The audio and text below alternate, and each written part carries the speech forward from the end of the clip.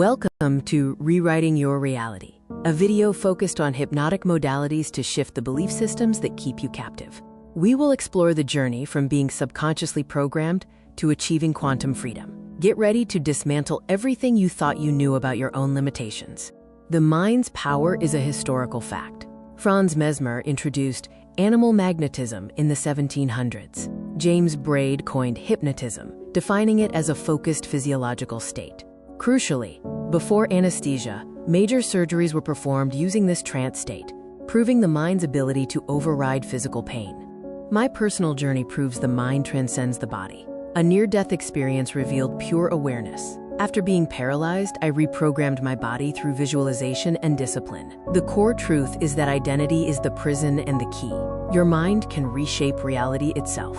Unmasking the global hypnotic modality. Secret societies and governments. They understood the power of the trance state long ago and weaponized it to shape societal structures from the shadows. Corporate hypnosis. Advertising and media use sophisticated neuro-linguistic programming, NLP, to obscure reality and shift your belief systems without your consent. The ultimate goal, to control the narrative, consumption, and consciousness of the masses, turning individuals into predictable units of a manufactured paradigm. They are the masters of the hypnotic modality. The first element of global hypnotic modality is authority, manufactured to establish psychological inferiority. Uniforms, robes, and controlled environments trigger unquestioning obedience. When you look up to an authority, your critical factor is lowered, accepting suggestions as absolute truth. The uniform is the first induction. The second element is translogic, a self-contained system logical only within its own framework. This creates a closed loop of reasoning. A doctrine establishes ultimate authority, turning rules into absolute truths. The paradigm acts as a perceptual filter, making external manipulation feel like internal conviction. The third element is overload, creating an intense, rapid-fire experience that bypasses the conscious mind. Techniques include sensory saturation, emotional triggers, and message overload. This forces the subject to feel something profound, anchoring the belief without rational scrutiny. The heart accepts what the head has no time to question. The grand illusion is when you become your own hypnotist.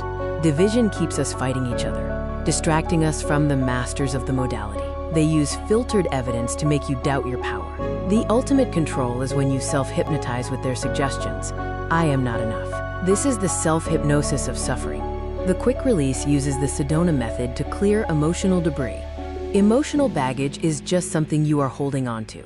You can drop it using these 4 questions. Could I let this feeling go? Would I let this feeling go? When? Answer. Now. Repeat until you feel a tangible shift in your state. The reframe shifts meaning and reality. Change the meaning you attach to an event, and you change your emotional response. Content reframing actively searches for the positive intent or hidden benefit. Failure is just data and feedback. A block is a stepping stone. Change the question to change the destination. You are already in a trance. Self-hypnosis is choosing your own program. This is your new operating system. Use a simple countdown to enter a deep state and plant empowering beliefs into your subconscious mind. Consistent practice rewrites your core identity, dissolving suffering and manifesting the quantum you. Are you ready to take your quantum leap? This exclusive transformation package offers the book 30 Days to the Quantum You, custom video masterclasses, and a personal Zoom session for deep work. Stop fighting the illusion and start rewriting your reality today. Greetings and salutations, and welcome to Beyond the Mind, where I'm not here to teach you, I'm only here to remind you. And today, I think we have a very relevant, necessary, and powerful show that many people who happen to catch this will benefit from. But before I get into our whole topic today, I just want to let you know we have a special guest that's with us. Chef will be joining us a little later, but I got a very special guest. I met this guy, met this brother in a practicum workshop where we were getting busy at HMI, honing our skills, and and the energy and everything just connected. And when we started conversation, and talking, I was like, I have to bring him on the show. But I even asked him, would you please come on the show, talk about your experience, talk about the way he views what we're learning, how he's applied it, how he's using it to help others. And because he also was a veteran, he served this country and came home and had some things that he needed to deal with, and he found some powerful ways, and those ways he is blessing us all with and sharing it. So I just want to say a special welcome to our guest, uh, Mute, Mute, Mutatiel, you got it, brother. So good. Mutatiel. Mutatiel. Yo, he has an amazing name. You know, leave a like in the chat if you don't believe if you believe he has an amazing name. First of all, I never met anybody with such a powerful name. Mutatiel. Please share yourself with the audience, share yourself with the community, and let us know a little bit about you, man. Yeah, definitely. Talib, I appreciate you having me on here, first of all. My backstory, I had a rough upbringing, all the way from bullying, from, being betrayed, from being let down by friends and family, to being a combat veteran and then dealing with PTSD, anger, depressions, anxieties, stress.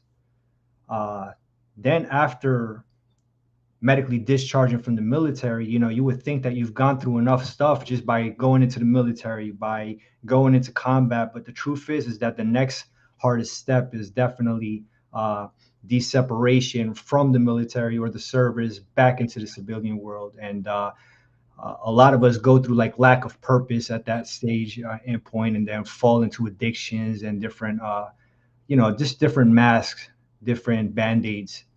And so, yeah, so I had a long assessment to do with myself, what we call now a spiritual awakening. I didn't know what it was back then, Talib. I had a interesting scenario happen to me. And when you're ready to get to that part, I'll share that if you want, later on down the road. But so, yeah, that's a quick little synopsis of how my life turned out. And then I ended up doing self healing, learning the hard way. I knew I had to change something about myself. And so I did so. And I figured it out the hard way, but I figured it out. And that led me into the journey into hypnotherapy. So, yeah, here we're trying to help other people and take the shortcuts, Yeah, yeah, because it was never really meant to be this hard, you know? It really Right. wasn't. Not mentally, you know? A lot of the challenge uh comes from the mental aspect, and that leads me into what today's topic is, which is stress. And what is stress? How do we deal with stress? And what can we do about it? And how important is management of stress in us living a happy life and being able to say manifest our dreams or get the job that we want? Is stress one of the things or the major thing that's keeping us from what we desire? So I do research and I always like to have something put together. So I'm going to not give you what I think stress is. I'm going to let you know exactly what it's been categorized as. So stress is your body and your brain's natural physical and emotional reaction to any challenge, demand, or change. Now, when you face a stressful event, your body releases hormones that trigger a fight or flight response, increasing your heart rate, blood pressure, and alertness to help you react quickly. Now, understanding stress um, comes down to recognizing its different forms, physical effects, and how you can manage it. Now, the different types of stress, we'll just go with two, which is acute stress, which is a short form of stress caused by an immediate demand or unexpected event, right? Like dodging a car or a sudden deadline you have to make or something like that. And it's usually temporary and fade once the situation is resolved. But what I think a lot of our viewers and a lot of people here, especially in America, are dealing with is something that's called chronic stress. And that's a long term, ongoing stress caused by persistent difficulties, ongoing financial troubles, toxic work environment, This type can severely harm your physical and your mental health over time. So how the stress affects your body is, in short, manageable burst stress can actually be a benefit to you. It can be very beneficial. It can motivate you to meet goals or protect you from danger. However, overwhelming or prolonging stress can take a toll on multiple systems of the body. Common warnings include for your physical body would be headaches, muscle tension, fatigue, upset stomach, and weakened immune systems and allergies. Allergies, right? That's crazy. And also for emotions, stress can affect your anxiety, causing you to be anxious, irritable, a lack of focus, and you can feel overwhelmed. And it affects you behaviorally because it changes in your sleep patterns and can cause you to become withdrawing from friends and undereat or overeat.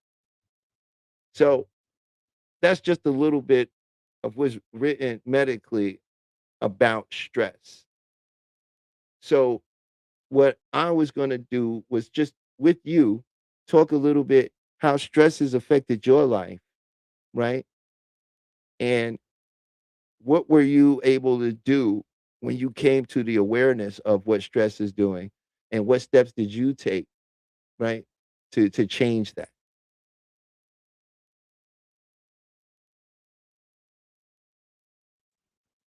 I can't hear you. I think you're muted. Sorry about that. Yeah, so it's that's a tough one because this is a situation where a lot of people are stuck, and they're simply stuck because they don't understand how their mind works. There's a process to it. When you're unaware of something, how do you know to do it, right? Like how do you know? So people try to tackle stress the best way that they know, and they don't end up achieving it. And so what they end up wearing is masks. They start building up more masks, more band-aids, and they get lost, unfortunately. But the most important thing, the first thing, is self-awareness. You have to be self-aware that you're actually going through a stressful situation. You need to monitor it by what is it that you're feeling. How are you feeling it? What signs are showing up? Are you feeling it in your chest first, maybe your headaches, maybe in your shoulders? Because depending on where you're feeling in your body, it means something different, right? uh, Understanding your nervous system. A lot of people don't understand the nervous system. You mentioned it earlier, the fight flight system. You know, we're all living in that survivability, um, and it's all because of the lack of knowledge. And how we deal with it is by creating new neural pathways, which is essentially what I ended up doing by changing the old patterns that I was conducting and replacing it by something else that felt different to me. And although homeostasis always brings us back, which is in our subconscious mind, you have to kind of fight against it. Start off with false motivations. All right. Start off with fake it till you make it type of deal, because that essentially will be fake it till you make it today, but consistently with repetition, that turns out to be your new environment, your new normal. So Yeah, and when you start talking about behavioral change or changing one's identity, a lot of people work backwards when it comes to that. And that's to say, what are the three stages of changing or affecting one's identity? Well, we have results, actions, identity. mm, Okay. And what people like to do is they like to work from the result. I want to be this person. I want to have these things, right? Be it a job, be it a relationship, be it a status in life. And now they go to the second level, right? And they say, I'm going to take these actions, right? And I got to do these things. I got to get a better job. I got to get more education. I got to go out on more dates. I have to do certain things, right? And then they figure, well, when I take all these actions, what will happen? My identity will change. But that's not how it actually works, that's right. right? And what we must do first is address the identity. And we That is correct. I believe so too. you know. And when we address the identity, for example, if it's about being somebody who's more successful or with more money, right? It's not about going, okay, what do I have to do to be that? What actions do I have to take to reach that result? What I have to do first is go, let me enter into the state of that individual. What does it feel like to be the person that does that? And when I can do that, then I can bring the imaginative act, right? What does he do? What's his daylight? What does he do when he gets up in the morning? What does he eat for breakfast? What does he feel like when he's eating his breakfast? And I bring all this sensory in of and that brings me to that state. That person is confident. That person is joyful. That person is assured. And then I step into that. And guess what happens?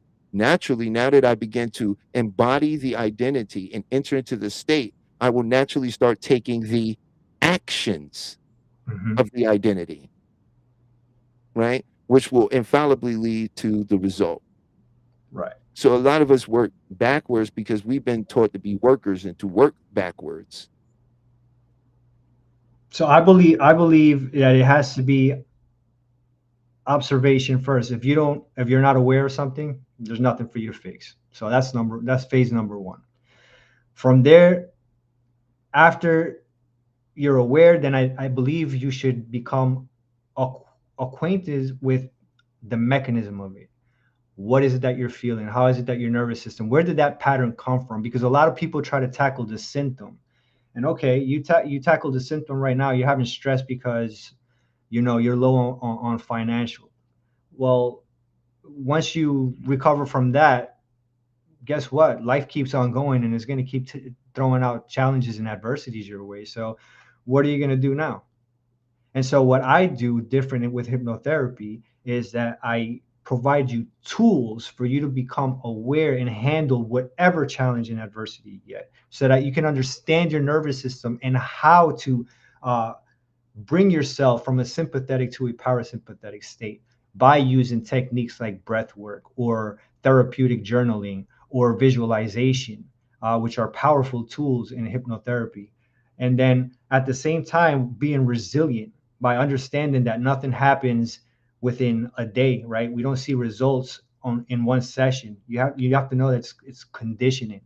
The patterns that you've created and the stress that you have has been created throughout time. Has been impressed through high emotions and traumas. And then, so what you have to do is you have to spend that amount of time impressing positive outcomes that are going to replace those old ones. Yeah, it's a belief and it's about suggestibility. And so I full heartedly agree with what you're saying. And I was also about the stress, like, you know, before you got here, how was how was stress showing up in your life? And before I even you answer that, I just Mhm. wanted to say that, you know, people hear fight or flight and not really understand how that actually translate in a modern world, Mm. Yeah. right? It's a Well, primitive response system mhm. for survival, right? But we don't live in that type of environment anymore. That's not the reality that we live in a day-to-day basis. So a lot of the feelings and emotions that show up to the body, it's like it's death. It's literal, my life could end. The body doesn't understand what's happening. But that shows up to us as these feelings, as this energy that's pulsating through us that we may call anxiety, worry, concern, Sorry. angst, right? And that's the body attempting to communicate, Correct. right? And we've been taught to push things away or push it down, right? Or to judge it in a way that shows that we're flawed somehow. Mhm. When it's just the body attempting to communicate something that when you take the time to listen to and allow, then the body can let it go. All that negative stuff you're feeling is the body trying to get rid of it. It doesn't want it there. That's why it's coming up to the surface like that. but we was never taught how to process and let it go.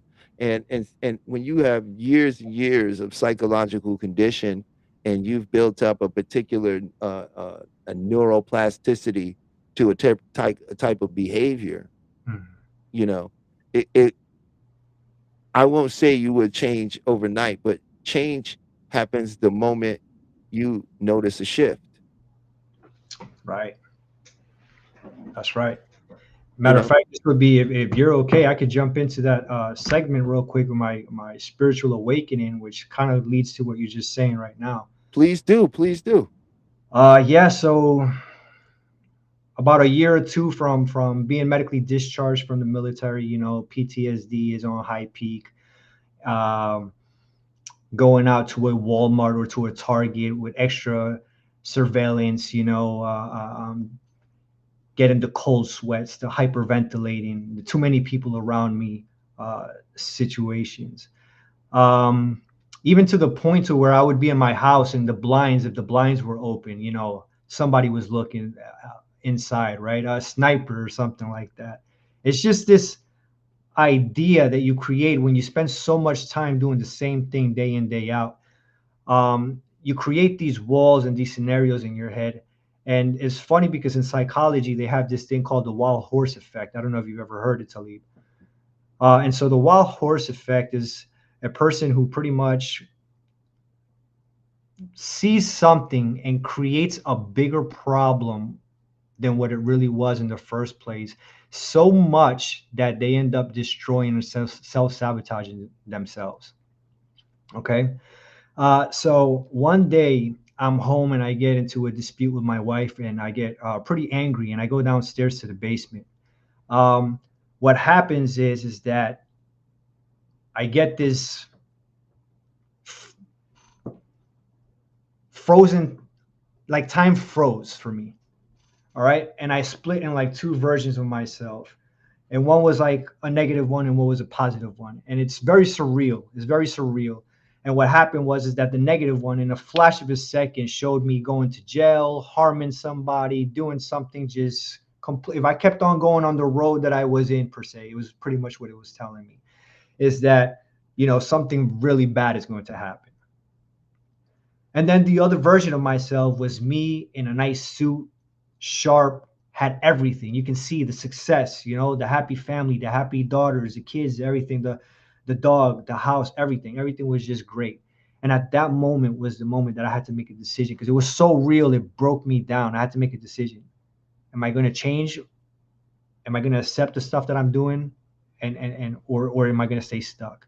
And so at that moment is when I said, let's create change. And it took me one day at a time, which is every day is another chance to become better than yesterday. And that's exactly what I took. That's awesome. That's you know, I think a lot of people um, get to that place they call like rock bottom. You know, uh, I think it's necessary in many ways because we build up these stories in our mind, and there's so much emotion attached to them.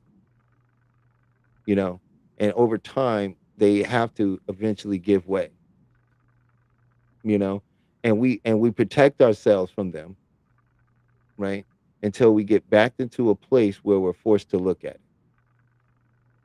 And then when that thing we think is the thing that's going to end it all for us happens, we realize it's not over. Right. And this is why I say fear is false evidence appearing real, right? A lot of times we're creating these stories that are emotionally charged. And because our minds are always deleting, distorting, and generalizing to make that thing real. So we push out all the other information around us, all the stuff that says anything contrary to the belief. And then we get so deep in that belief, and then we find out that we are not the belief, right? We are that which is believing. We are not the belief itself, right? And Right. then we move past it. And then all the other data that's been there now becomes available again, you know, because we use language to shape our reality, Right. you know. So In the gun world, we actually call that like anticipating the shot, which is kind of like when you're aiming center mass before you shoot, you anticipating, you kind of jerk the gun, and so the bullet doesn't end up in the center hole. And so that's what we do a lot of the times with our projects and our ideas and our changes, that we get to a certain point, and then we can't believe that we've gotten so far, and we kind of self sabotage ourselves back to putting ourselves small again. Uh, mm, and so that's kind of like that reactive mode that we have, and that's all due to homeostasis in the subconscious mind, right? Because the subconscious mind doesn't take orders from anybody except for what it knows, right? Whether there's negative or positive. So a lot of people don't know that, and that's the reason why they can't create that change. I agree. There are a lot of people that, well, I won't say they can't create the change. They're just misappropriating the ability to change to something else. We need They to educate the people, and that's I believe is what we're doing, and one of our goals is to help people, provide the tools and the understanding of how the mind works, so that we can have a more healthier and positive society, a better world. Because there's a lot of chaos happening right now, and you want to talk about stress and anxiety. Look, you can see it all over the people right now. The news in our sports, the division, for example, what's happening right now with the NBA in New York City with the Knicks. We can love the sport, we can be fanatics, but to tear somebody's jersey up, to beat somebody to death just because of a sport, or because who you go for and who you not go for, it shows not only the stress, the lack of mental control and strength that these individuals have, that they're so lost into segregating one another and doing negative things to one another instead of helping each other build. And that's what we need to strive to help people do over here, I believe. I agree wholeheartedly. I mean, some of what you say, I agree. I also know that, um, from working in entertainment and being on lots of successful projects, I can say that there's a lot of money going into manufacturing the behavior, Hmm. because people don't know what causes them to experience what they're experiencing, Right. right? Here's something we do that we never think about, right? Let's say you experience a situation that causes you to feel upset. Hmm. We don't say, I feel upset. I feel this feeling coming over me that's causing me to feel like I'm upset. You see all the words I'm using to disassociate me from upset? No, we Absolutely. say, I am upset. I am angry. And then it becomes a snowball effect. Right, because you became literal anger. Who could be anger? No one person can be anger. Right. It's a choice. It's a word phrasing that causes you to encompass yourself in an emotional state completely. When you say, what you're doing to me is causing me to feel feelings of frustration and anger, then I'm noticing that I am the one that's feeling the feeling. I am not the feeling. Right. Right. Now I can process what I'm feeling and use the feeling for what it was intended for. You're doing something that doesn't is not in service to me, And many people hold on to the identity of anger, the emotion, and so because forth. I am the Exactly. I am. It's Exactly. the self-identification with the situation, opposed to witnessing the self in a situation. Right. We self-identify. And then that goes into what we both know is called organic language. Mhm. You make me sick. This is a pain in my neck. If this keeps going on, it's going to kill me. And that's just Monday. Do that Tuesday, Wednesday, for a week, 2 weeks, a month, a year, years, decades. That's a pattern that is pretty solidified in your subconscious mind to where you may wonder why your exterior life is now not as desirable as you want it, right? And it's probably because the way you're feeling inside is not matching the outside.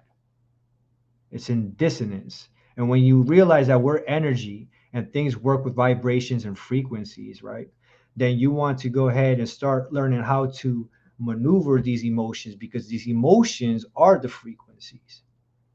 Are you tuning more into happier and more positive emotions? Are you expressing more gratitudes in your day? Are you expressing that love with your family or the people that are around you? Or are you tackling the negative ones, the fears, the control, and the manipulations, right? Are you falling under those? And based off of that, is how you feel internally, is what you're projecting externally, right? As within, so without. Well, yeah, I agree wholeheartedly again. Like you can only experience the world that's going on in your head. You can only experience what's going on in your head. The Greek used to call it a nounomenon. uh the images that you see only you see in your head, and then there is the phenomenon that what you see is in front of you that's still being projected in your head, you know and when you begin to really, like you saying, like a lot of people don't understand that. So let me ask you this, right? Let me ask you, like, if you dealing with somebody and you're not trying, because trying is failing with grace. If you're dealing with somebody and you're working with their, let's say, stress management, right? What's one of the ways you would approach that with someone who says, I got, and I'm gonna give you a scenario that way you don't have to, like, try to Yeah, get. yeah, yeah. That's good. Let's say somebody who's come to you like, I ain't got a raise in 6 months. I'm doing everybody's here job. I can't take it. My wife's not, having with me, and kids hate me. I'm just so stressed out. Yeah. How do you, how do you help someone like that? Because I think you explaining or even sharing something like that can help someone like that. Yeah. So I think the most important thing is remembering that we're wired and conditioned from 0 to 8 years old. Our personality is defining, and it's being defined by our parents, mainly our mother, right? We're trying to figure out, we're watching our mom, how she treats us, how she treats our father, how she treats our siblings, our neighbors, the environment when we're out there. We go to school and we see other kids and their parents and their teachers. We go to churches and we see our friends and extended families and stuff like that. And so you're creating these patterns, these old behaviors. And so when we're talking about something financial, usually our parents came from struggle. So that's passed on to us. And now you come out to the workforce and you're making $16, $20 an hour. You've never made over $20 an hour. That's what your nervous system is conditioned to accept. So if somebody went to apply for another job and all of a sudden somebody saw you and your credentials to be worthwhile paying $35, $40 an hour, let's per se, what do you think that individual who's getting paid $20 is going to do? He's going to be excited in the moment, is going to share it with their loved ones and all that, but they're going to self-sabotage because they're going to be, wait, $40? That's $20 more than I've ever gotten paid. And so then you're going to start questioning yourself. Am I good enough for this role? Do I have what it takes? There's people that are smarter out there that has more degrees, and so you start self-sabotaging. You start throwing that, but that's because your nervous system is wired to that. So what would I do? I would teach my client tools like breath work, for one, because it's something that we use in the military. It's something that not only high performing athletes use, but Navy SEALs, right? The most elite of this world use breathing techniques to be able to think and process situations under high stressful situations. So breathing techniques is number one. Number two is understanding the nervous system and rewiring the brain with new neural pathways by allowing the individual to accept that you are worth those $40. And this is why. You've been through things in your life that prepared you for this moment. And a lot of people, what they need is just more confidence, more motivation, somebody to show them who they are because they don't see themselves sometimes. And all it takes is for somebody else to see them. And so what we need to do is change that mindset, rewire that negative self-talk, and start putting in more positive suggestions so that they see themselves like those $40 plus some. That's powerful. That's powerful. Yeah. I agree with what you just said there, you know. I think that's a great way to assist somebody. And you know, we're gonna have to get you to demonstrate the breath work.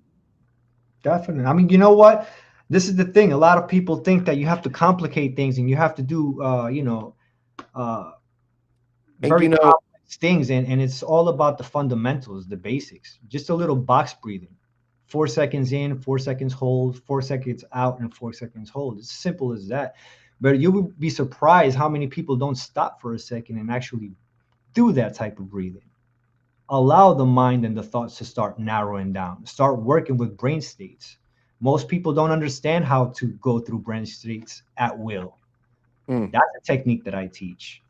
You see, um, being able to not be in that fight flighter mode and understanding, like one of my clients, he stressful to noise and all of that stuff. He, 2 sessions and he didn't have any of that anymore. He felt very empowered with the tools that I gave him because it's all about tackling the root cause and not the symptom at hand. And that's what I do. In fact, I'm starting a new project, Talib. It's called Vent, Release, and Rebuild. And so that's something I'm working on right now. oh, that's awesome.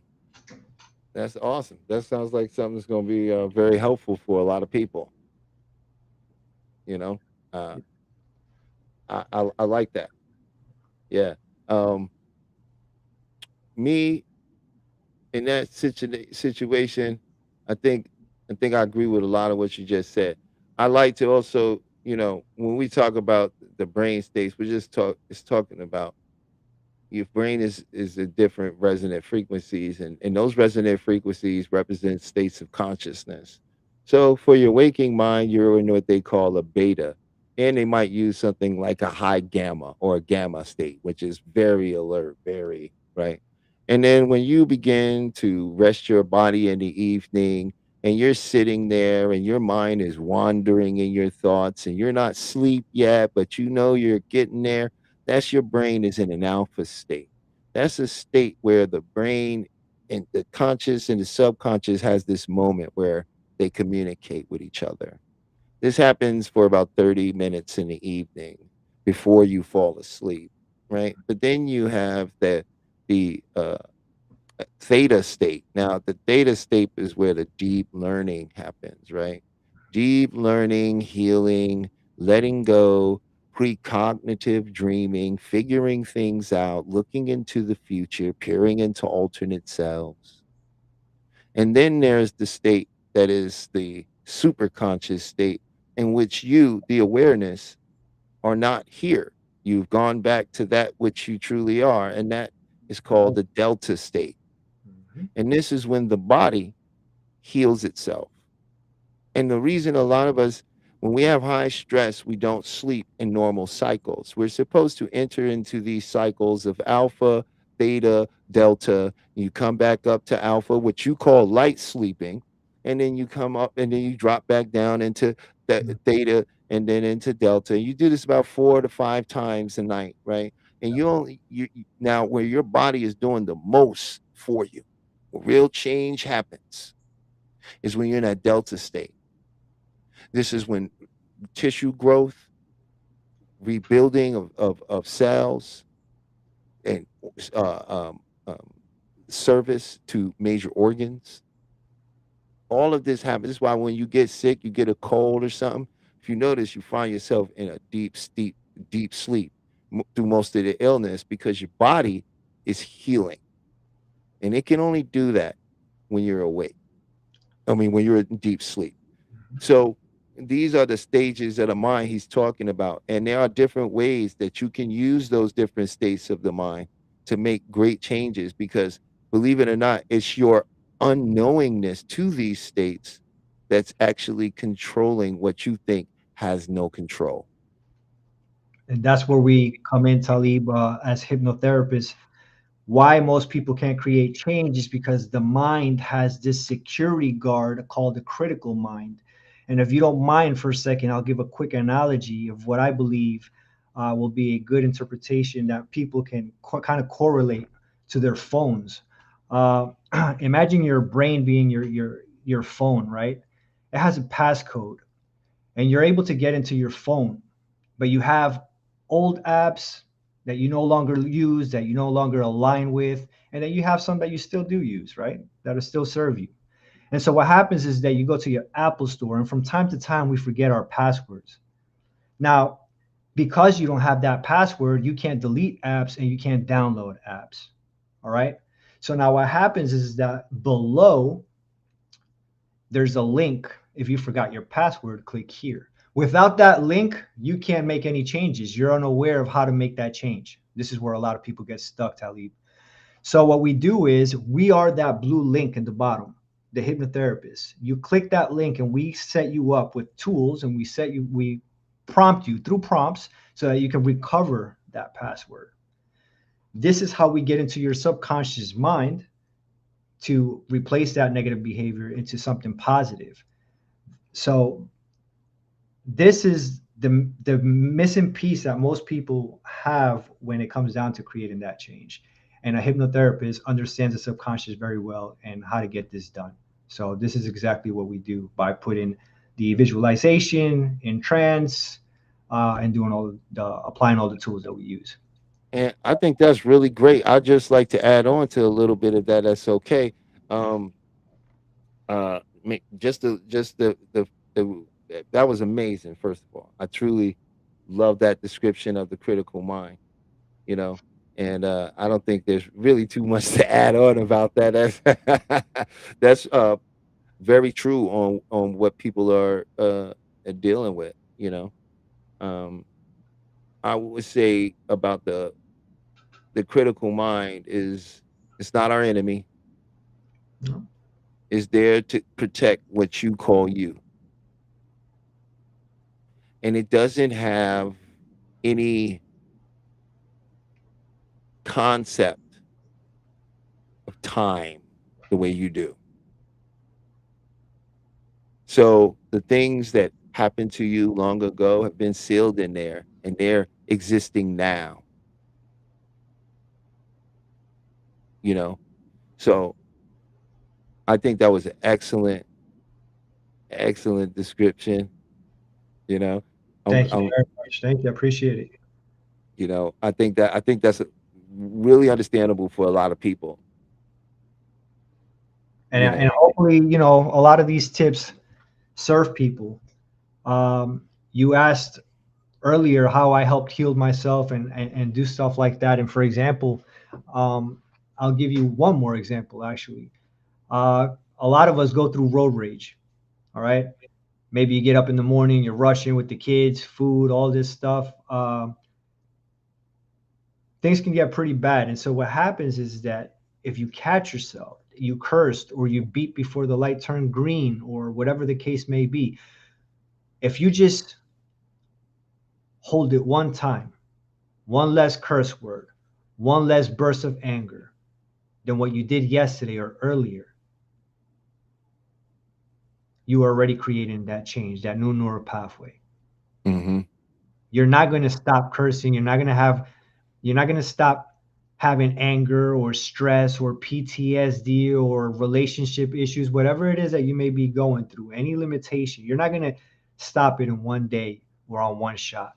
It's going to gradually take a reinforcement of repetition of that habit to create that new pattern, to solidify that new behavior that you want. And that's literally the process. Mm. And another, just to add on that, is how well you accept a suggestion. Right. How deep the suggestion actually goes into the person's mind. See, another thing I wanted to add too was the effect that see what we have to understand is what's the language of the subconscious mind. The subconscious mind language is imagery Hmm. and digital. Metaphors. Powerful. Imagery, digital, symbolism. Yes. So numbers, symbols, images, this is how the mind communicates. This is the language of the mind.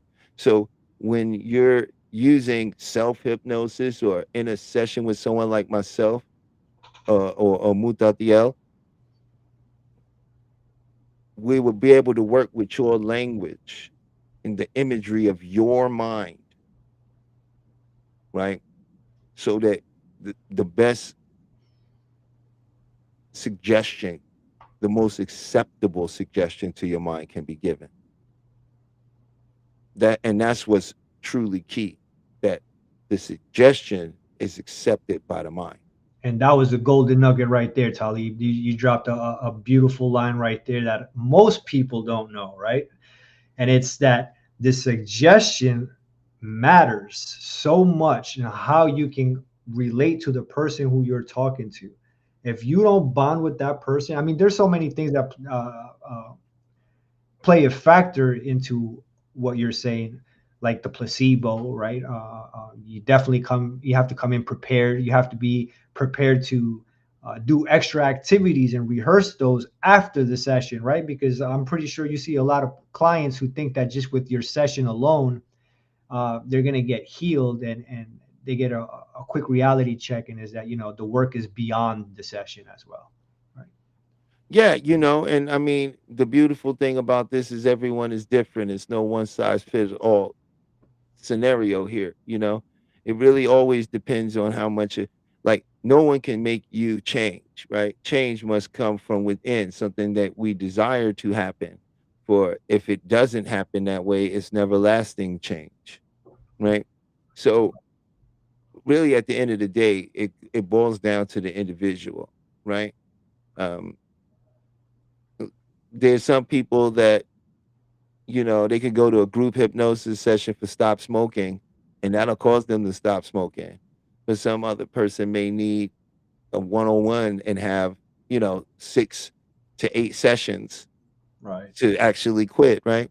It all depends and also it's all about rapport. It's not really about technique. This is all about rapport. This is about people like me and you who have experienced life on the other end and did not become bitter and resentful to life, but became more empathetic, right, and understanding.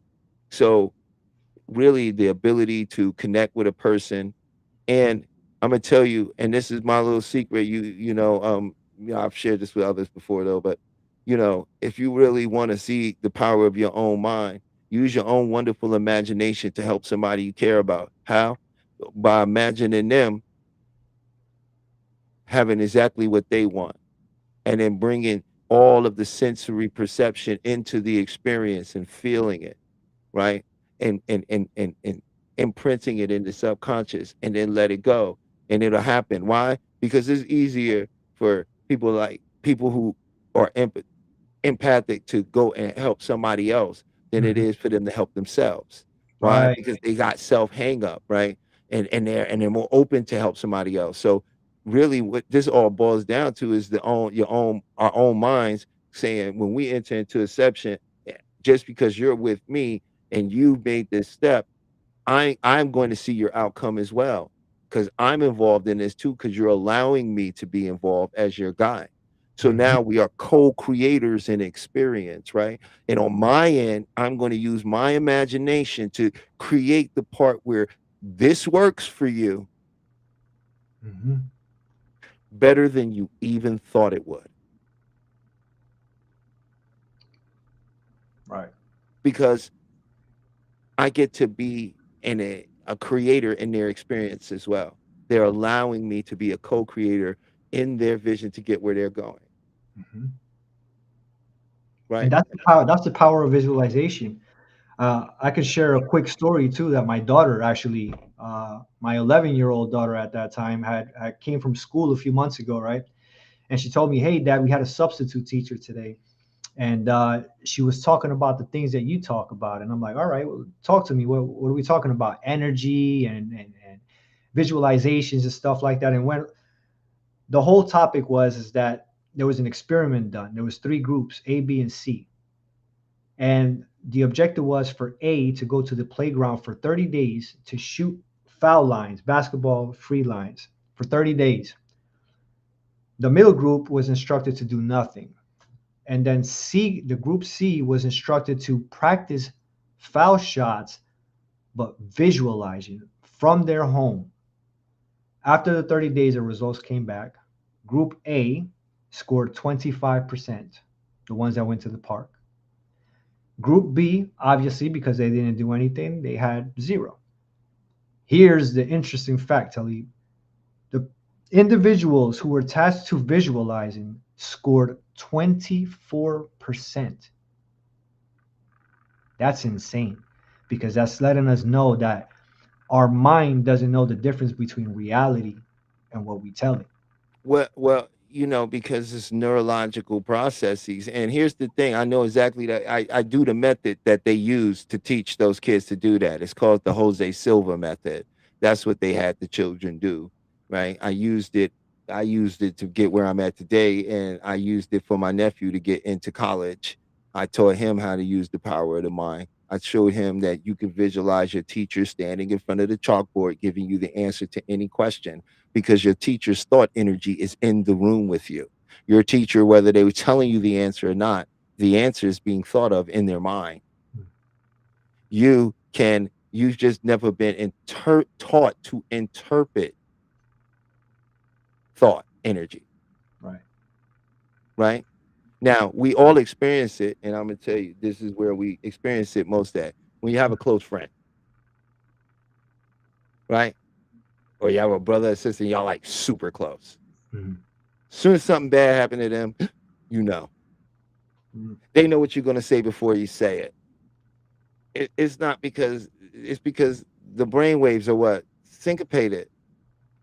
They're resonating on the same frequency. And And they're so able to interpret each other's feelings through in thoughts. quantum physics, that's kind of called like entanglement, or that's also called telepathy, a form You of know, telepathy. all particles enter into a state of called quantum entanglement, right? Which means they can appear non-locally.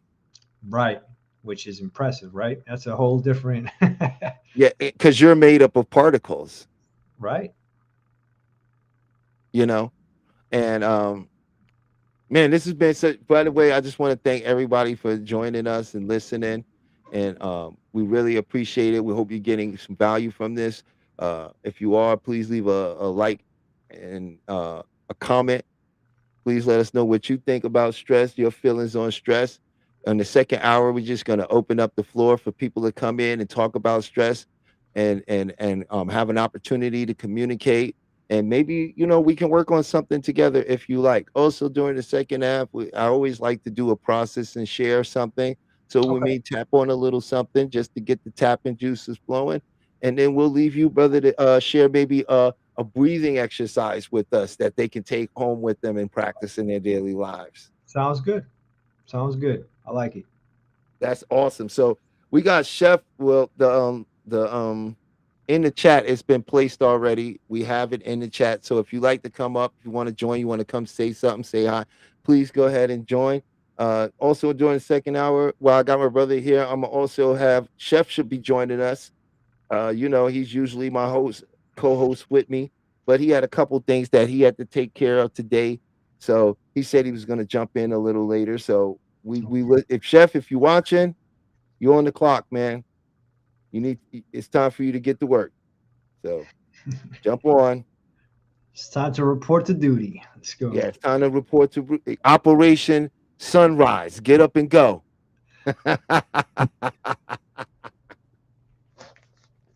Yeah, so I feel like stress is really showing up in the world. The reason I wanted to talk about stress is because one is I don't like to get too political, and but at the same time we do live in a political society, you Yeah. know, and It's truth is a reality that everybody's facing, man. I mean, there's 8 billion people, give or take, and just about everybody is going through something. All right. And the opportunity to learn about your mind, what we're providing over here, the knowledge is things that weren't available before the internet, right? So we're in a different time right now. And like you said, fight, flight, and freeze show up differently now. It's not like that. It's anger, anxiety, and depression now. So we're all suffering from a lot of things, and we can actually really avoid if we actually become well versed, knowledge, and we help one another. I think that's where it all really strives. That and we you and you all help and, one another. and I like to tell people that's not everybody's gonna have the time or want to invest the time in learning deeply into like all of this. Right. And they may be wanting to know, well, what's some things I can do now to make changes? And I always like to tell people the basic, easiest place you can start today and notice a change is your language. And how we address our language is simple. We ask this: is what I'm about to say in service to me, or does Hmm. it make me a victim? Right. And if it makes us a victim, take a minute, take all the time you need to restructure that in a way you are not the victim. Because when the mind and the body is in line, then it will shut down the survival part. Hmm. It'll open up the heart center, and that's where all the abundance flow from. Right. See, you can't manifest from you. First of all, let's just simply understand that manifestation is the experience of life. If you are conscious and experiencing life, it's manifested. You are not trying to learn how to manifest.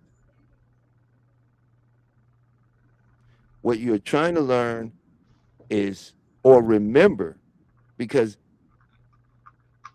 there is some part of you that can recall being a child before words had meaning to you. The world still existed for you. So our shape of reality is coming from our language. So when you just take a little time to slow down your language and listen to what you're saying, and I'll give an example of this. Let's say I got fired today, and it was because of a racist guy who literally used racism to get me fired. Now that sounds like logic, but that's intellectualizing victimhood. Hmm. Now, what I could You say know is what a is unforeseen opportunity presented itself for me to be free of a situation that I outgrew, that I had no idea how I was going to get from. But now that this has happened to me, magical doors are free to open for me, and a real opportunity can show itself. And I can finally get around people that can appreciate me. Or what is both of what I said true? absolutely, absolutely is alignment, right? Left brain, right brain, or mind brain and heart mind, however you like to look at it, subconscious and conscious. You have to be coherent. We need to get out of those two veils that we go through, which is duality and polarity. All right, just realize that we're all just experiencing, like you said earlier in the beginning, right? It's just the awareness, the experience, the journey of the now. Don't dwell on anything. um like I told you earlier, I believe I texted you a few days ago before, and I told you that my dog passed away on Tuesday. Um, I'm sorry for your loss, man. That's family right there. you want to talk about healing? How did I heal? That was probably the major way I healed. Right, I had a golden retriever. She was 7 years old. We had to put her down on Tuesday, and I don't know if you can see through my glasses, but my eyes are pretty swollen from nonstop crying, and I don't have no pride in that. I dropped my ego, let all of that go. But because I've had a hard upbringing, because I've lost people, um, I've prepared myself differently, right? And although it hurt a lot, this goes back to the project that I'm working on, which is vent, release, and rebuild. That's exactly the motto that I'm working on right now, because I practice what I preach. And I show people not only the good stuff on my social media and the tricks, but I also show them that even though I help heal, I need healing too, because it's an ongoing process. And so, how hypocritical it would be from me to give people all of these tools and I don't practice it, or I don't do this. So anything that I'm giving out, I've already done for myself. So with my dog passing away, man, I mean, that was a realization, right? Like, so many images flashing in my head. What did I do wrong? What could I've done better? Why didn't I play with her more? Why didn't I take her on a cruise in the car, knowing she liked being company, she liked being with me? I could have just taken her one more time. If I could just have another day, just can I just have her one more time? And I promise you that I will do everything right. But I can't, man. She's gone. And when I was going through my PTSD and my angers and my anxieties and all that, everybody that I knew, family, friends, everybody disappeared. Everybody flaked on me, Mm. but not her. She showed me unconditional love. When I was mad and I was going through my PTSD, she would sit across the room, but facing me where she can see me, but yet allowing me to have that space to myself. How intelligent can you be as a dog for that, man? These beings are they're not just dogs, man. That was my daughter. That was my best friend. When I didn't have no more friends and when I was home alone, that was my battle buddy. That was my buddy. That was my friend. She was hearing my plans. She was hearing my arguments. She was feeling my sorrows and when I was feeling down. And she would put her head on my lap. She would sit down and just show me that she was there. And that's a true support system. And that's what I'm going through, venting. I'm venting right now. I'm venting those memories. But do I let myself go down in mental anguish, or why didn't I do this? Why didn't I do that? I could have done this. It's good to experience, like you said, experience those feelings and those thoughts. But don't stay stuck, because that's what leads you to addictions. That's what leads you to traumatic stress and anxieties and PTSDs and things that you don't want. So you have to make better choices. It's all about the shift. Mm. So instead, I'm going to go away with, that was my angel. That was the best memory that I will ever hold in my entire life. And in honor to her, I'm going to continue to fulfill my dreams. I'm going to continue to help people. And I'm going to continue to do better for myself. So whatever self-healing and personal growth I was doing before, I'm a times 2, times 3 now. We're putting in some work now. All right. So that's vent, that's release. And now I'm going to rebuild. And that's my project coming up. That's what we do. That's what I do. Mind and body conditioning, because it's not just about the body, personal trainer at the gym anymore. You got to get this right. Mm. We all have to get this right. That's it. I agree. I agree. Like I said, I'm very sorry for your loss. I lost a dog that was very close to me. before as well, and I know what that feels like, you know. And it could be it's a lot. It can hurt. Well, it does hurt. Losing anybody hurts, you know. Right. You know, And and so what you do, you make that choice, and you're gonna let that that's how a lot of people fall into addictions, right? yeah. Well, you know what I do is I found some exercises and some things that allow me to process it differently. You know, one thing is like for me, I realize a lot of people like to say, "Well, we're source, right? We're of the all, or we're of God, Hmm. right?" And I have a different kind of outlook on that. You know, a lot of people like to say we're a drop from the ocean, Hmm. Hmm. right? I see it as I'm the ocean experiencing itself as a drop, That's it. Really. right? So I'm not separate from the ocean. Right. I'm not actually separate from anybody I actually ever lost at the end of the day. They're all me. We're all the God we claim to love and believe in. We just don't understand that this is experiencing itself through the many. So And that's a my higher level of consciousness, right? So, right. And so for my thing is, of course, it hurts when I lost my brother. You know, he left my house and got a fatal car accident 15 minutes after leaving my home. Right, and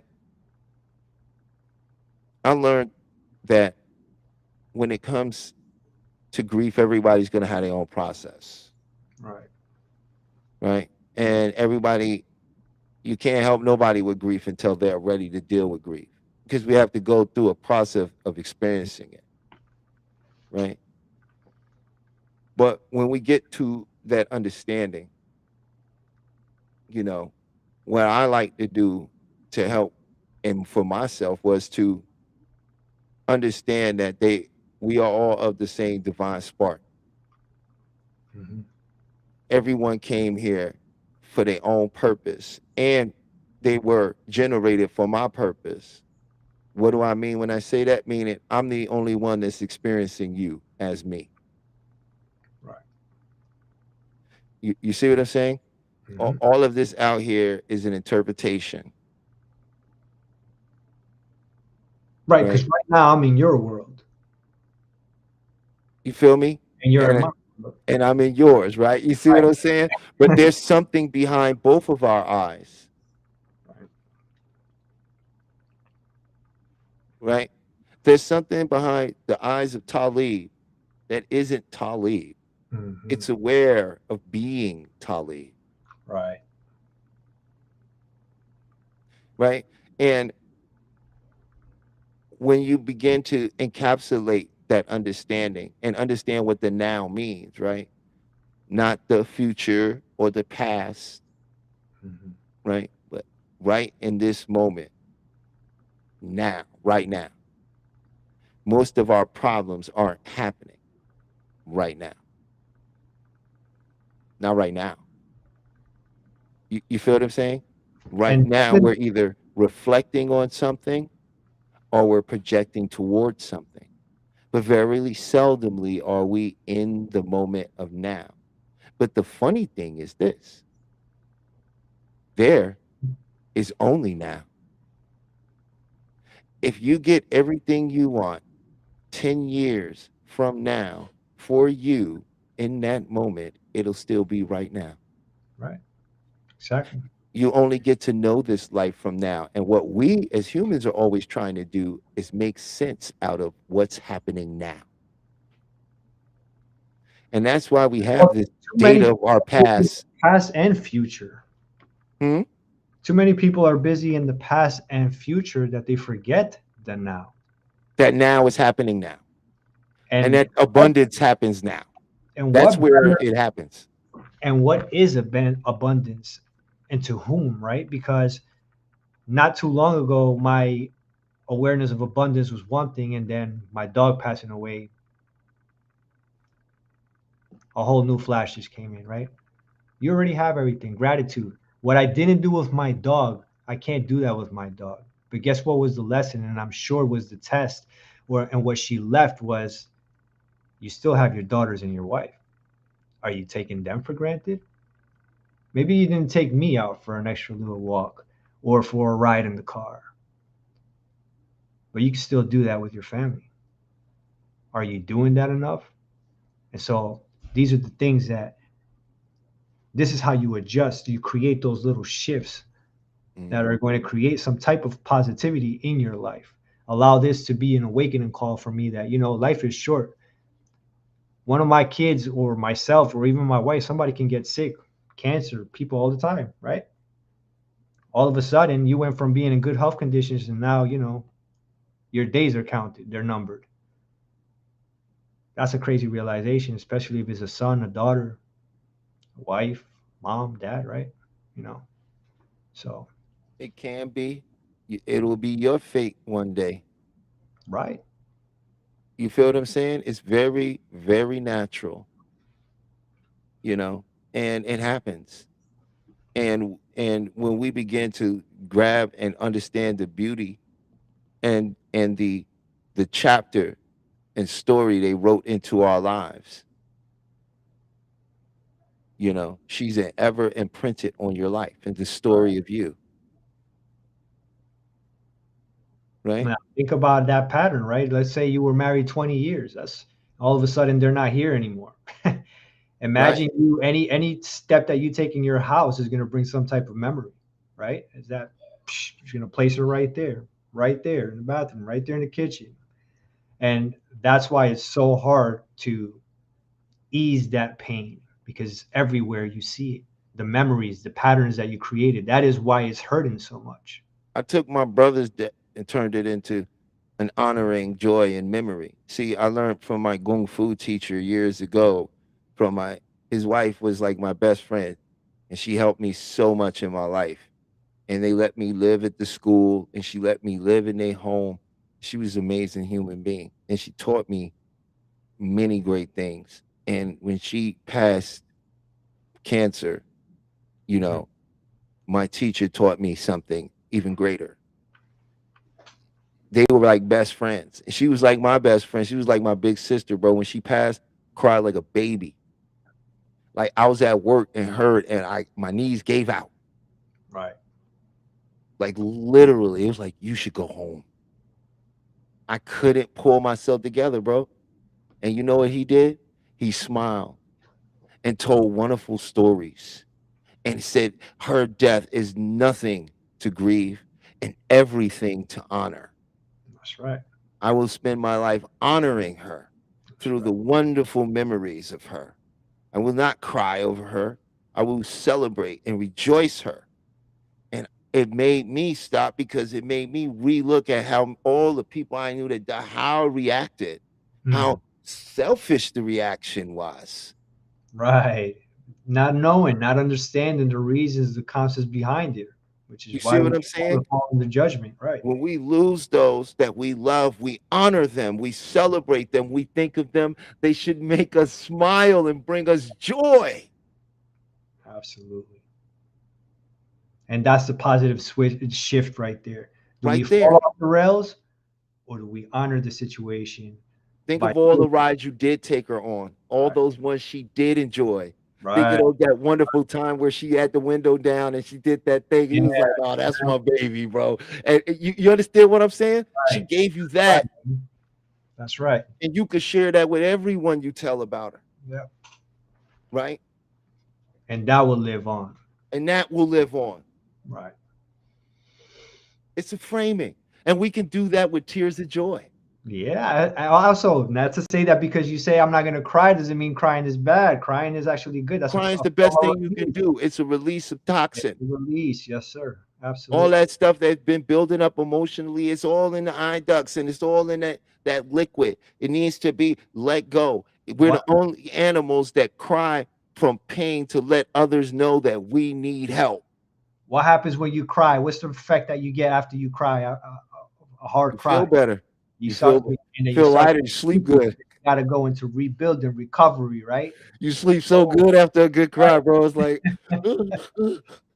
And sleeping is so important to recovery too, right? When we talk about recovering for what mechanisms to use for stress and anxiety and angers and all that stuff, believe it or not, sleeping, being able to vent in your sleep, being able to release in your sleep, right?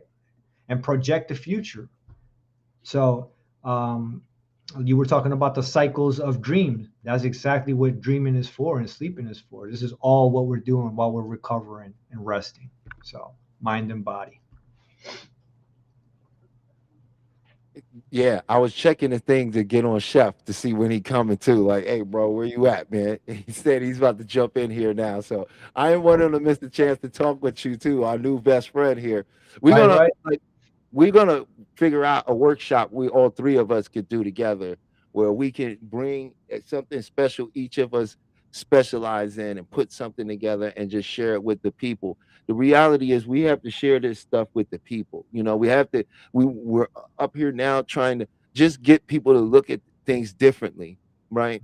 Because if you're on social media, if you're taking your direction from the so-called powers and authorities that be, then you are still being heavily manipulated and hypnotized into someone else's reality and serving their outcome. What we're here to do is to dehypnotize a lot of people, right? It doesn't serve the system to have woke citizens. It just doesn't. So what we're trying to do is wake people up, not to the evils of the world, but to your own potential. You There want we to go. change this Empowered. world? Stop Mhm. giving it your power. What is your power? Your attention.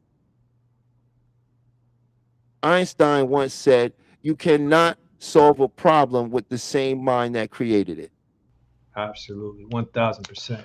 Hey, fellas, how are you? Good evening, sir. Good evening. Sorry for being late. Had some emergencies pop up that I had to attend to. So, how are you? How's everything? Well, I think we've covered about a good hour and 20 minutes of a lot of good information. And hopefully, people are soaking in and taking it well. So, yeah, Awesome. man, that's where we're at. Yeah, and we Awesome. just the lines is opened up. So if you like to come and join us and ask some questions or share your opinions or tell us about your week a little bit, and maybe if you've had some stress this week and you were able to deal with it, maybe you want to come on and share how you were able to deal with stress and maybe share some of your opinions and thoughts about these things. So the lines are open right now, and we got Chef with us. And Chef, we just been talking about stress. I broke down a little bit in the beginning of what stress is, how it affects the physical body and the mind, and then we talked a little bit about uh, um, um, the critical mind and the mind and how we develop a lot of these issues, you know. Mm-hmm. And so yeah, that's just a little recap of where we are. We just talking about stress. We just talking about mitigating it. Some of the things we can do to get over it. Woosah. We can woo-saw, right? That's what I do. Is that what Woosah. you Woosah. do? Woo-saw. That works. You know. But actually, this week I put practice. I went back to EFT this week, man. This week was a kind of high stress week for me. So I was like, you know what? Go to what you know. Don't worry about the other things. This will get you right into place. And I start tapping away. And then I said my statement. And I was like, hey, all right, back in the game. Back in the game. Now I can receive. Um, but you don't necessarily realize how many blessings you block when you're stressed out. How many opportunities you miss because you can't see it, Mm.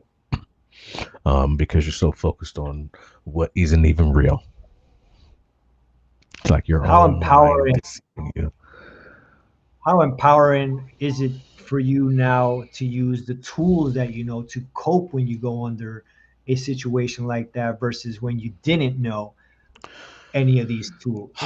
It's so beautiful, because it always is. Well, how can you help others if you can't help yourself, right? Like that's the thought process when you get into that, or at least when I get into that space.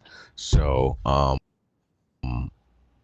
I think amazing thing to be able to have the tools to go to even have something to go to rely on that actually works, that I know works. It's like proof pudding. I mean, proof. Excuse me. Proof In the pudding.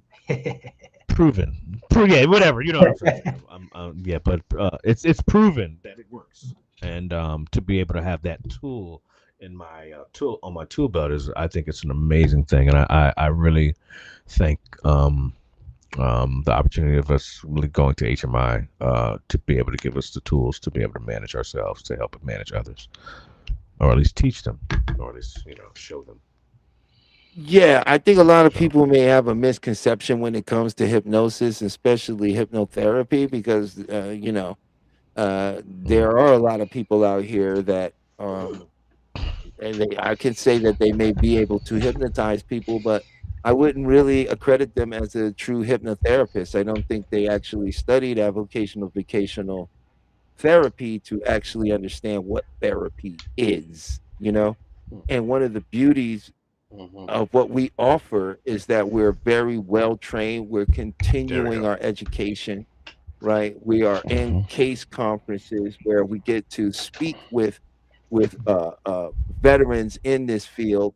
We are certified by a board, right? Which means we are accountable and held accountable for our Mhm. actions, and we are insured properly to assure that Mhm. we can not only protect ourselves but protect the people that we deal with. So I think that that's a very big difference in what we're doing versus somebody who's just getting up here saying, "Hey, I'm going to hypnotize you to be Right. more confident." Yeah, when And go ahead, I please. think, yeah. Okay. I was going to say that it's really important for people to know that there's a lot of healing practitioners out there, and everybody's doing an amazing job, right? And there's different types of healing for everybody. Hypnotherapy is not new; it's probably new to a lot of people, or it's probably resurfacing now. But this is obviously an ancient healing technique used all the way back in ancient Egypt. And so when you start looking at the backstory of all of this, you start realizing that there is a method of why this works. It's not just because it's magic or Houdini stage performance, which is what most people think hypnotherapy is, or correlated with which stage hypnosis or some type of Hollywood movie. And it's by far certified hypnotherapist from HMI is completely different from all of that. We are taught um, to really get into knowing a person individually, building that rapport one on one, and understanding how to bypass that critical mind to that subconscious, which is what we were speaking about earlier, and creating that change. So, hypnotherapy is a lot of tools, like what Chef is about to talk about, EFT, what he was Yeah. talking about, mentioning. Y- Yeah, I mean, it's well, the question was, would EFT be a good reset in between interactions with people? Absolutely. You can do EFT sitting right now. I can just do it right now. I'm doing it right now, and you can't even see me doing it, right? Because it's literally that personal. And you can do it at work. You can do it anytime while you're driving, um, in mid conversation, if you can keep up, if you have that balance and that brain coordination where you can tap and then still listen, because that's not as easy as you think it is. But yes, it is a great reset between interactions with people. And it says what I am using the reference from the Sedona method relationships process. But EFT, yeah, EFT is useful. It's immediate, at least for me, and I think for most. As soon as you get to tapping and you get to say your sentence, even though I have my anxiety, or whatever your statement may be, I still love and appreciate myself, or whatever your statement is, and then you tap and you continue to say that statement, and you tap and you just take a deep breath and you hold for 3 seconds, and then you tap and you say your statement, and literally within 2 to 3 minutes you could be gone. So just that simple. Okay, why don't you do a demonstration? Why don't you walk people through the tap or Yep. something? I Oh, mean, everybody shuck has it, their own way of shucks. doing it. I have a different, Yeah. way of, it's when you learn the Mhm. whole system, you can kind of pull from the way you Yeah, need we, to use we it. we did this early on in the season here, and we're Yeah, gonna come back onto it. So that's all. I think that's pretty awesome. Just looking for my statement that I have. I don't have that handy right now. just do one for stress real quick. There we go. I got it. I got it right here. Okay, here we go. What? So let's do this. Sorry about the noise and the confusion there. So our statement will be, even though I have this anxiety, I deeply and completely accept myself. We'll start here. Let's do Talib's because he loves to start here, right? So we'll tap on that and we'll say, even though I have this anxiety, I deeply and completely accept myself. And we'll stop. And I typically will have someone, after you say that statement, you tap, and then you take a deep breath. You inhale and hold for 3 seconds, and then you exhale, and then we will reset. So we'll do it one more time. We'll go here, go. Even though I have this anxiety, I deeply and completely accept myself. And I'll take a deep breath and hold.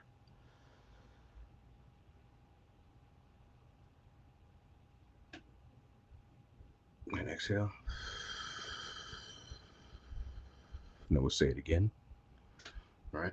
We'll go and let's change places, change meridians. Excuse me. We'll go here. Even though I have this anxiety, I deeply and completely accept myself. Even though I have this anxiety, I deeply and completely accept myself. And then we'll move on or increase the sentence. And I will just stay here. I'll say, we'll release this now. And we'll take a deep breath. And we'll exhale. And then we'll go on to the next sentence. We'll say, even though I have this anxiety, I deeply and completely accept myself. Then we'll continue to tap. And we'll say, I release this now. Take a deep breath and exhale. And then you come back to, I let this go. Right? We'll still tap. I let this go. And then you exhale. And then we'll come to, this is no longer serving me. So we're building it up. Right? So we'll start off with the one sentence. And then we'll come in with the, I release this now. Then we'll add on to that, I let this go. And then we'll go into, this is no longer serving me. Then we'll pause and we'll inhale for 7 seconds. And we'll imagine ourselves releasing it and letting it go. And then we'll come back to the original sentence, right? Even though, we'll just go here. Even though I have this anxiety, I deeply and completely accept myself. I release this now. I let this go. This is no longer serving me. I choose to feel calm, and I'm going to take a deep breath and hold for 7 seconds.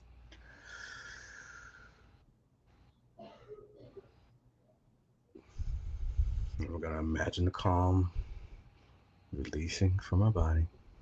And then we'll go back to the original sentence. Even though I have this anxiety, I deeply and completely accept myself. And then we'll build that again. I release this now. We're still tapping. We're still tapping our meridians. I let this go.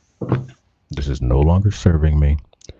Then I go to, I choose to feel calm as you continue to tap. I allow my body to reset. And on this one, we take a deep breath and we hold for 5 seconds and imagine our body resetting as we exhale. And then on the last sentence, we go all the way from the top again. And on the last, we just say here, we just do here, right? Right on the side. Even though I have this anxiety, I deeply and completely accept myself. I release this now. I let this go. And you still tap. This is no longer serving me. I choose to feel calm. and I allow my body to reset. And on the very last sentence, you're just imagining yourself completely letting go. And the last sentence is, it is safe to let this go. And just imagine yourself releasing and being in the safest place you can imagine and releasing all tension and everything that no longer serves you. And that's the cycle that I do, or that I did when I had some trouble this week. And hopefully you can create your own cycle and your own statements, but it is amazing as long as you combine it with the breath work and your timing and your tapping, it works. So Awesome. Awesome. Thank you for sharing that. I'm sure people got some value out of that. now I didn't do it into detail because I kind of want you guys to figure out your own, but I did What? tap on No, some points yeah. that are kind of the common, I just want you to kind of give the the common people the points. thing. You know what I mean? Just give them the You know, thing, man. Just give it to them, man. They don't know. give it to them. Gotta give it You to them know, a little you bit. like To he give it a like, little bit hey, at a we time. did Can't. this once before. I'm like, we about to do this 1,000 times, bro. It's our practice. Yes, we It's are. like Yeah, if we I are. teach training, I'm not gonna not teach push-ups because I showed somebody once on a video, Why? right? They should know We already. got to keep it going. We got to give them the people. I'm here to make sure we give something to people, you Yes. know, and Yes. not hype Absolutely. them up for something that they never get to experience. Well, I So think thank you for sharing I that with think the people and giving them a well chance to with tap and see what they. I'm going. I'm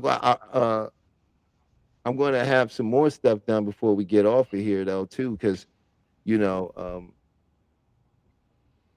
there's still this breathing exercise that our brother here has to share with us. He want to oh, share his version of, or I want him to share his version of box breathing. mm, Okay. You know what I mean? And let's go through that a okay. couple times and give people an opportunity to experience it. This is the case stuff that we can make shorts out of to share with people so they can Mm-hmm. get good value out of something real quick, Right. you know. Mm-hmm. That's what it's all And about. healing yourself is free. Right. It really It is. absolutely is. It's free, but it's not easy. It is not easy. It's not And easy. that's usually It's uh, not easy. what people ends up paying for is really not somebody to talk to, a therapist. Is somebody to hold you almost accountable, like a personal trainer, right? Somebody who's there to be like, all right, like, these are the tools. This is what we're gonna get done today, and this is what you're gonna do the week. And sometimes people feel better that way, right? Just somebody showing them, guiding the way for them. That's one way they learn.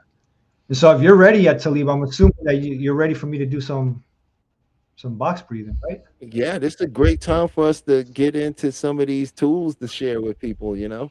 And then once we share, we Yeah. can Well, I. go into a little bit more. Then you can let the people know where they can reach you, find you, how to contact you.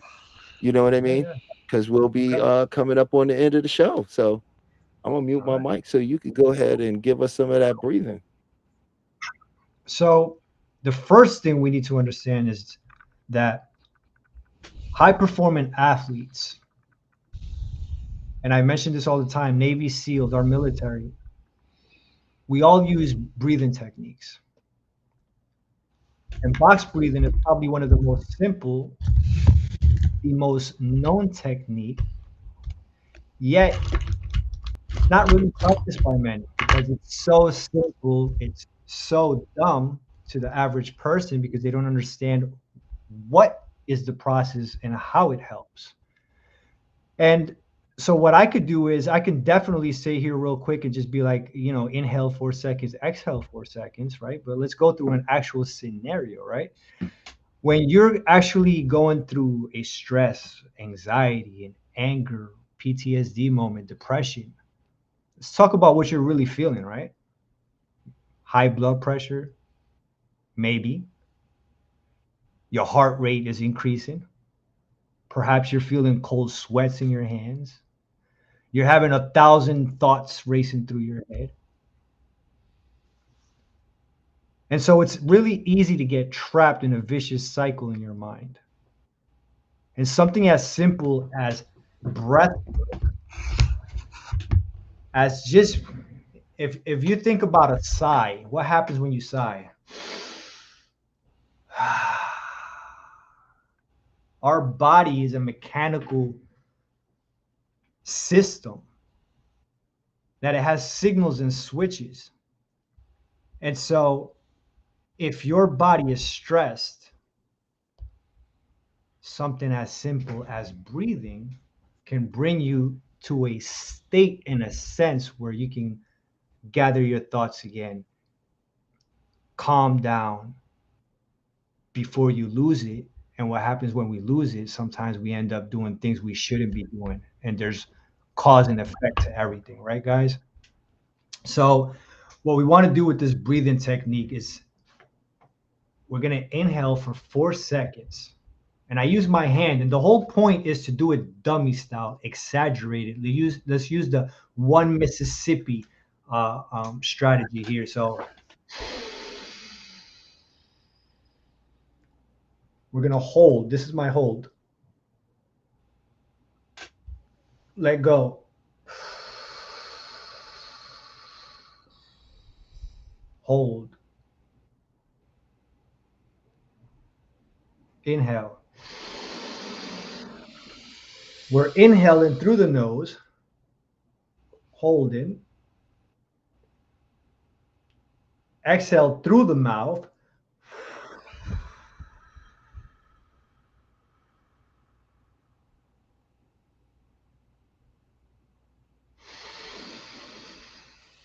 It's controlled. It's not raced. It's not rushed.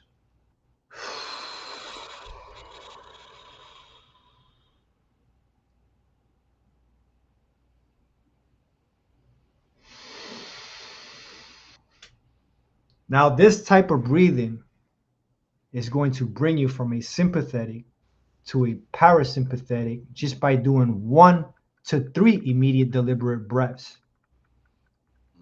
Practicing this every day for 5 or 10 minutes, it's a skill, a habit, and a pattern that you're reinforcing, a tool that when you find yourself in a critical situation of high stress, you know how to get yourself out.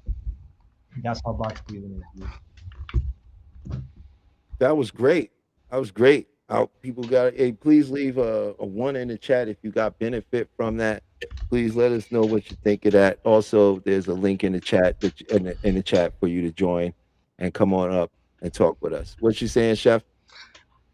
I'm not in the chat, but I benefited that from already. So Thank you, sir. That's the one. Thank you. Yeah. And that's what we're here to do, right? We're all here. We have different techniques. We specialize in different things. We explain things differently. And so we all have audiences out there that can benefit from all three of us and from all the stuff that we have out here to share with the public. So I agree. We got a one in the chat from taking photos. Yay. Different modalities. We all have our own modality, and once we bring it together, it's like one big old pot of beautiful goulash. Oh, yeah. So And another great thing to do is to learn how to let go. And that is a beautiful process that I use with people and help them cognitively experience what we also do with hypnosis, but cognitively, and what I will do is I'll share a little of this releasing technique, Mhm. And instead of the traditional regular way of doing it, I'll do it a little different and add a little bit of your own wonderful imagination into it so that you can activate those neural pathways, because the imagery causes neurological shifts because our mind understands images. So I will share a technique of letting go that will require you to use that imagination. And you can use it whenever you like because it works. So all you have to do is feel as stressed as you do. And take a deep breath and just allow yourself to feel as much stress as you do. And then allow yourself to feel that stress even more. And allow yourself to feel that stress even more. And on a scale of 1 to 10, if you want to put it in the chat, please put it in this chat. On a scale of 1 to 10, how stressed out do you feel? 10 being the most stressed out and overwhelmed, 1 feeling very good and secure and confident. So just allow yourself to even feel that stress even more. And now, just imagine on your chest, there is a window or door. And imagine opening that window or door and saying to that stress, you can go now. Thank you for serving me for the purpose you serve, but you are no longer needed. And just imagine that window or door being open and notice that stress going out of that door or window.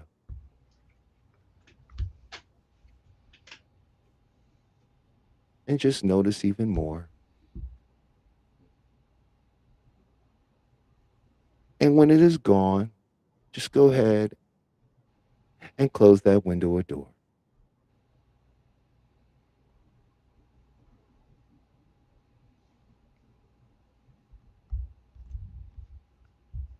Now, in this moment, could you just welcome whatever stress or worry or anxiety and whatever story or image that comes up with it? Could you just welcome it? Could you just let it be here? And answer from your heart. There is no wrong answer. But you may notice that story wanting to explain itself. And I challenge you to not let the story explain itself.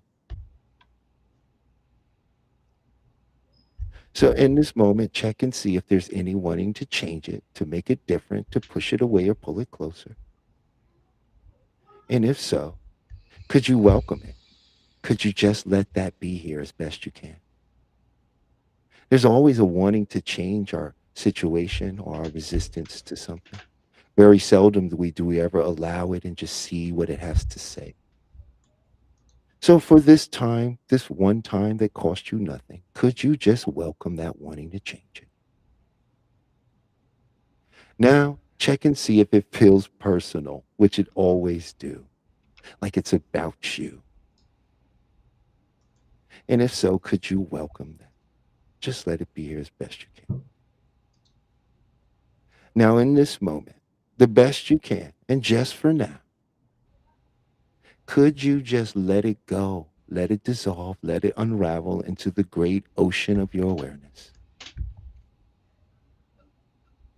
Would you let it go? When?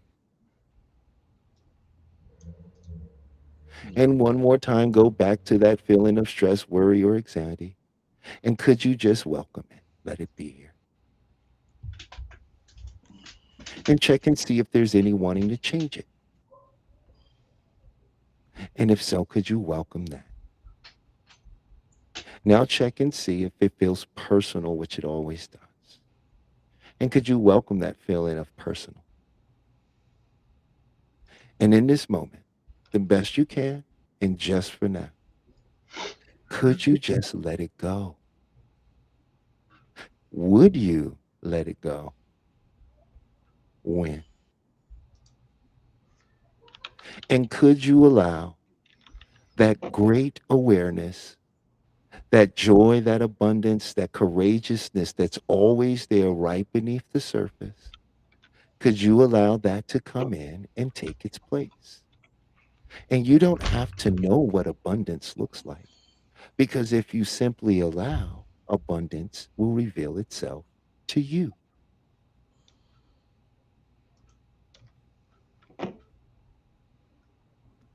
And just notice how you feel.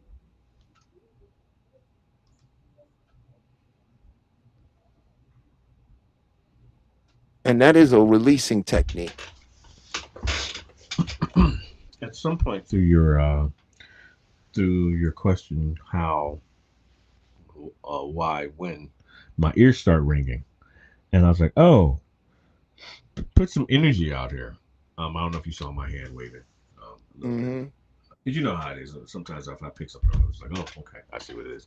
And someone's like, okay, someone needs this. Someone in the audience needs this. So we're just hopefully um, Well, the definitely, combo someone was works. releasing, Yeah. and letting go of something. He was picking up. If if you guys did it in a on your end, please leave a number what you are now. If you checked your number before and made a number, what's your number now? Are you still high? Did it come down 3, 4, or is it gone? We'd love to know. But that's the Sedona method. It's a cognitive thing. You can really do this right on the spot. When you stand there and just be what you are and then welcome. Just allow whatever thoughts you're having, just to let it be there. Don't fight it so much. Just actually welcome it. And then that wanting to do something about it. If you just listen to the wanting to do and welcome it. And then when you say, let it go, can I let it go? Yes. And just notice when you just letting go isn't a physical thing. It's something that happens in the mind when we stop putting the excess pressure on the thing, Right. right? And as soon as we do that, you'll notice it's like, oh, and you'll be able to see clearly. You might even start getting answers faster, or doors start opening up, and people start acting differently because you've made a shift in how you're looking at it by letting go of what you was telling yourself it is. Exactly. The channel has opened, and you have narrowed down the thoughts enough to be able to think about the ones that are worthy enough for you for your next move, your next play, Mhm. your next higher desired state. So absolutely, that's right. So we got about, I think, maybe less than 10 minutes left. So we could, uh I really want you to share where we can find you at, brother. Please give all your information. Let the people know where they can reach you at, how they can get in touch with you. Yeah, yeah. So once again, I'm Mutatiel. I'm the founder of the Quiet Realm. So you can find me on IG as the Quiet Realm or Mutatiel, my name right there. Just know that I do one-on-one hypnotherapy sessions with my clients, but I'm also working on launching a project called Vent, Release, and Rebuild. And this is going to be like like hiring a personal trainer for your body, but you're hiring for mind and body conditioning coach. All right. And what I'm doing is the project combines nervous system education, body conditioning, breath work. It's going to work with hypnosis, military discipline, and leadership, anything that I learned from there. And a lot of practical tools that can help people use in their everyday life. All right. So, Talib and Chef, I appreciate you guys having me on your channel. And it's been amazing. It's been great. I appreciate everybody listening. I hope you guys took something positive out of this for allowing me to share and definitely about sharing for my project. So if you want to hear more about it, follow my IG and stay tuned for the launch date for Project Vent, Release, and Rebuild. Thank you guys. Stay steady. Be easy. Thank you for holding it down, man. Especially while I was appreciate it. Much appreciated. When Definitely. you launch the project, you could come on up, share it. You know what I mean? When it's time for the project, you got a platform to come share that. And you know what I mean? Because Yes, we sir. we, Thank you we very want to much. get all of this out here, especially with people that I personally have gotten opportunity to know and know what they're about and know the good that they could do. If I can assist them in this journey of being of service to humanity, then I will. So uh l- you're definitely coming back. You're always welcome. If there's any time before then, anything you like to talk about or share with the people, you're always welcome on here. Thank you, sir. Thank you, guys. I appreciate it, and I foresee us linking up a little bit more frequently from here on out. So it was nice meeting you guys, and thank you for having me. That's what's up. Mutatiel, we what's up, man. appreciate you, man. Thank you so much for joining us tonight, brother. Let's get a hand for Mutatiel right now, man. Yeah, yeah, There it good is. job. Yeah. Little John. That's a I little like that. John. I like that. Yeah. All right. Hey, Chef, you got anything you want to say to the people before we get out of here, man? No. Thank you, Matatiel, once again, for holding it down. I can't. You're awesome. You're awesome, and you are going to be extremely successful in this field. And thank you for having me once again, Tully. And peace and blessings to everyone. Yeah, thank you, Chef. We how we do. I like to say the Mutatiel, like, we got to get you back to talk about, there's an epidemic in America of all our. They only like to glorify certain aspects of our military, and then they don't want to show you all the brave men and women that's been left behind, that are struggling with the VA, struggling with their mental health, struggling with getting the assistance that they need. And I would love for you to come shed some light on that. And if you have any offerings in the service of that, I'd love for you to come back and share some of that too. I would like to just dedicate a whole show to that. Definitely, I'd be honored to. I'm not just a representation of somebody who served in the military in uniform, but also, there's struggles in real world, real life. We all have them. Sometimes, like you said, we're taught to kind of wear that tough skin costume, and so we kind of brush it underneath. But it's okay to vent and release. And as a matter of fact, we got to normalize authenticity a little bit more, and that it's okay to be who you are, the good stuff and the bad stuff. It's not just the Louis Vuitton and the Gucci stuff. Yeah, exactly.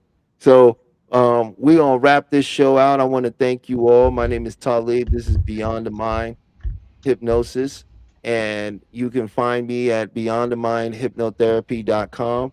I also have scholarships on there right now for a pro bono session, so you can come see me if you want to get some of this going. You don't have to worry if you don't have the money. We're in this business to help people. So, me being able to work with you is helping me, it's helping me be of service. So thank you. If you do, go to beyondthemindhypnotherapy.com and book a free session. You get a discovery call. We'll talk. We'll see what's going on. We'll see if we can really work together, get that chemistry, and then we'll put together the optimal plan for you and your well-being. And you don't have to worry, because the first 6 sessions are free. So that's how important this is to me. So once again, I want to thank everybody that came on and shared their wonderful knowledge. We'll be back next week, and we'll have more special guests sharing some more amazing modalities and some of the secrets to the mind. And so, Pete, you could go ahead and play that outro with the rewiring. Mutatiel, I don't know if you caught the intro, but that's something that I put together and made, just trying to share it with how it all works, So thank you for joining us. Enjoy your weekend. Have a great weekend. If you're in Las Vegas with me out here, please drink plenty of water, because it's cooking out there and we don't want you to cook. So thank you so much, and I'll see you guys next Friday. Welcome to Rewriting Your Reality, a video focused on hypnotic modalities to shift the belief systems that keep you captive. We will explore the journey from being subconsciously programmed to achieving quantum freedom. Get ready to dismantle everything you thought you knew about your own limitations. The mind's power is a historical fact. Franz Mesmer introduced animal magnetism in the 1700s. James Braid coined hypnotism, defining it as a focused physiological state. Crucially, before anesthesia, major surgeries were performed using this trance state, proving the mind's ability to override physical pain. My personal journey proves the mind transcends the body. A near-death experience revealed pure awareness. After being paralyzed, I reprogrammed my body through visualization and discipline. The core truth is that identity is the prison and the key. Your mind can reshape reality itself. Unmasking the global hypnotic modality. Secret societies and governments. They understood the power of the trance state long ago and weaponized it to shape societal structures from the shadows. Corporate hypnosis. Advertising and media use sophisticated neuro-linguistic programming, NLP, to obscure reality and shift your belief systems without your consent. The ultimate goal, to control the narrative, consumption, and consciousness of the masses, turning individuals into predictable units of a manufactured paradigm. They are the masters of the hypnotic modality. The first element of global hypnotic modality is authority, manufactured to establish psychological inferiority. Uniforms, robes, and controlled environments trigger unquestioning obedience. When you look up to an authority, your critical factor is lowered, accepting suggestions as absolute truth. The uniform is the first induction. The second element is translogic, a self-contained system logical only within its own framework. This creates a closed loop of reasoning. A doctrine establishes ultimate authority, turning rules into absolute truths. The paradigm acts as a perceptual filter, making external manipulation feel like internal conviction. The third element is overload, creating an intense, rapid-fire experience that bypasses the conscious mind. Techniques include sensory saturation, emotional triggers, and message overload. This forces the subject to feel something profound, anchoring the belief without rational scrutiny. The heart accepts what the head has no time to question. The grand illusion is when you become your own hypnotist. Division keeps us fighting each other, distracting us from the masters of the modality. They use filtered evidence to make you doubt your power. The ultimate control is when you self-hypnotize with their suggestions. I am not enough. This is the self-hypnosis of suffering. The quick release uses the Sedona method to clear emotional debris. Emotional baggage is just something you are holding on to. You can drop it using these 4 questions. Could I let this feeling go? Would I let this feeling go? When? Answer: now. Repeat until you feel a tangible shift in your state. The reframe shifts meaning and reality. Change the meaning you attach to an event, and you change your emotional response. Content reframing actively searches for the positive intent or hidden benefit. Failure is just data and feedback. A block is a stepping stone. Change the question to change the destination. You are already in a trance. Self-hypnosis is choosing your own program. This is your new operating system. Use a simple countdown to enter a deep state and plant empowering beliefs into your subconscious mind. Consistent practice rewrites your core identity, dissolving suffering and manifesting the quantum you. Are you ready to take your quantum leap? This exclusive transformation package offers the book